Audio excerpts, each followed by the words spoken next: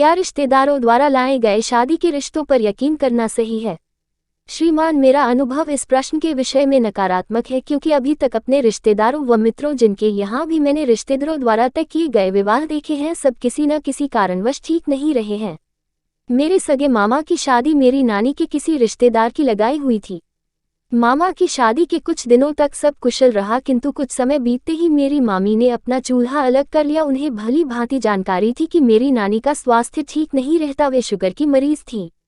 मेरे मामा भी उनका ही पक्ष लेते थे। जिस रिश्तेदार ने ये रिश्ता लगवाया था उसने तब नानी को आश्वासन दिया था, बहू आपकी सेवा करेगी, गरीब घर की लड़की है, आपका हाथ उसके सर पर रख दीजिए, उसका भविष्य सुधर जाएगा। मेरी नानी ने दहेज स्वरूप भी उनके परिवार से कुछ नहीं लिया था, फिर भी उनके अंत समय में भी मेरी मामी ने उनके स्वास्थ्य का बिल्कुल ध्यान नहीं दिया। मेरे मित्र हैं श्रीमान मोहित कुमार जी, उनका विवाह भी उनकी माताजी ने रिश्ते में लगने वाली एक लड़की से तय किया था। उन्हें भी ऐसी ही परिस्थितियों का सामना करना पड़ा था। लड़की अलग रहना चाहती थी, उसे किसी बात में सास ससुर का दखल मान्य नहीं था।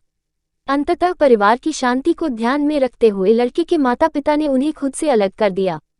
इसके उलट मेरी बुआ ने अपने बेटे अर्थात मेरे भाई की शादी रिश्तेदारी से दूर की। मेरी भाभी सुशिक्षित है और एक स्कूल में अध्यापिका हैं।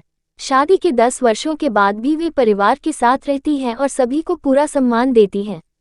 जब मेरी बुआ ने एक अनजान लड़की से भैया की शादी तय की, सभी रिश्तेदारों ने इस बात का विरोध किया और कहा कि रिश्तेदारी में क्या लड़कियों की कमी है, लेकिन बुआ जी ने सही निर्णय लिया और आज वही विरोध करने वाले लोग उनके निर्णय की प्रशंसा करते हैं।